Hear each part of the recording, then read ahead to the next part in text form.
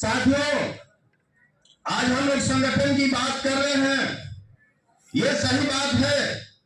हम लोग अलग अलग पार्टी में हैं, तो मैं तो कहता हूं कि संगठन साथियों नहीं होगा। हम लोग कितना भी प्रयास कर लें, अगर हमारे गोंड जाति और कोई भी जाति से आदिवासी समुदाय है, जो सरकार 30 वर्षों से चल रही है, अगर आदिवासियों को सुविधा मिला है तो आप लोग उसमें रहे, और नहीं तो आदिवासियों को हक अधिकार दिलाना चाहते हैं तो ये पार्टी छोड़ के आप एक मंच पे आए। हम आदिवासियों साथियों से कहना चाहते हैं, तब जाके आपको अधिकार मिलने वाला है साथियों। इसके लिए लड़ना पड़ेगा, नहीं तो कहीं ना कहीं हमको हक अधिकार मिल रहा है तब हम सरकार में सोए हुए हैं साथियों। सच्चाई यही है साथियों। नहीं तो छोड़े हम लोग पार्टी और एक मंच पर आए और अपना ऐलान करें। आदिवासी समाज मिलकर जो भी जाति आती है, इसमें मैं ये नहीं कहना चाहता कौन कौन जाति आती है, जो भी जाति आती है एक मंच पर आए और बिहार की धरती से हम लोग आगाज करें साथियों। मैं कहना चाहता हूं, बिहार में 1% आरक्षित है। किसका राज चल रहा है, किसका अधिकार है किसी भी जाति को जोड़ने का? किसका अधिकार मिल गया? संविधान ने किसको अधिकार दिया साथियों? नहीं मान रहे हैं लोग। किसी भी जाति को अनुसूचित जनजाति की कैटेगरी में रखने का काम कर रहे हैं और 1% आरक्षित है।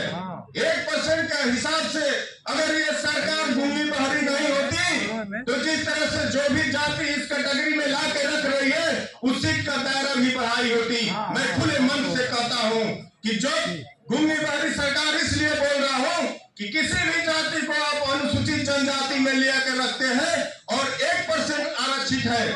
कोई भी हमारे साथी बताए, कोई भी वैकेंसी निकलती है बिहार में, उसमें 1000 सीट मिलता है, लेकिन वो भी 1% हम लोग को नहीं मिल पाता है साथियों। मैं लोगों आगे पे थोड़ा बात करना चाहता हूं साथियों। जब देश के बारे में आदिवासियों के हित में कोई बात काम करता है और आदिवासी अपने जल जंगल जमीन की रक्षा करने की बात करता है तो उसको दोषी करार और आतंकवादी नक्सलवाद करार दिया जाता है। क्यों साथियों नक्सलवाद करार दिया जाता है? क्योंकि लॉ एंड ऑर्डर व्यवस्था काफी गड़बड़ी स्थिति में, काफी गड़बड़ी स्थिति में है।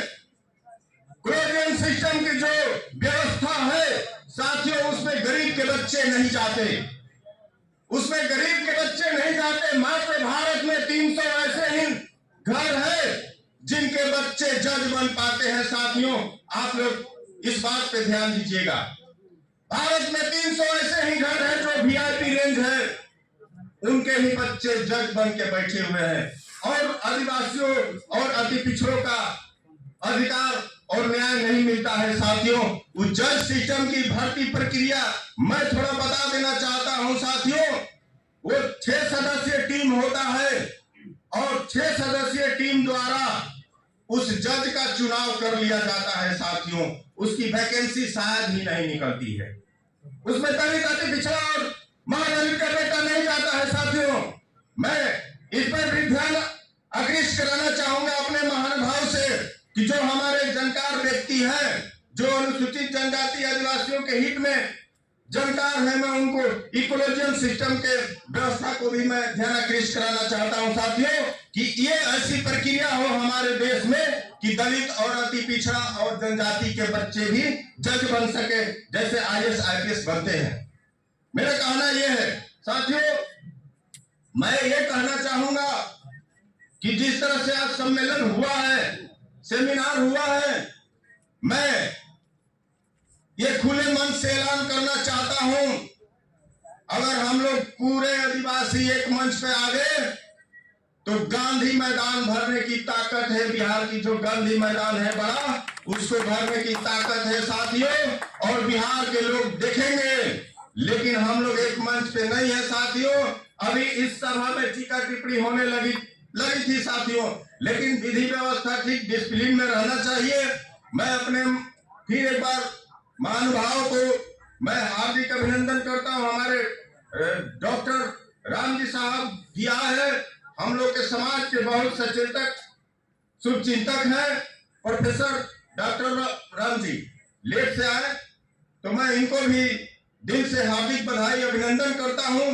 साथियों, हम लोग ये जो मंचासीन हमारे लोग हैं, महापुरुष हैं, इनके माध्यम से हम लोग एक कमेटी बनाए और बिहार में जितने भी आदिवासी समाज है एक संगठन में बांधे और अपनी ताकत को हम लोग दिखाए।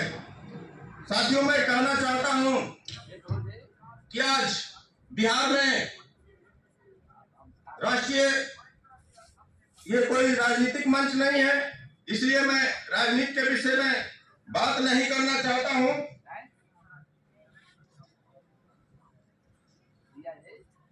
साथियों, जनजातियों का जो आरक्षण है, मैं इसमें बोल भी चुका हूं। ये जब जनगणना हो जाती है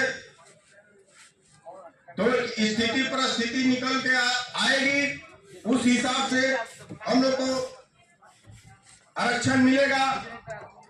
मैं क्रांति आदिवासी भाइयों, युवा साथियों से कहना चाहता हूं, साथियों, क्रांति की जरूरत है।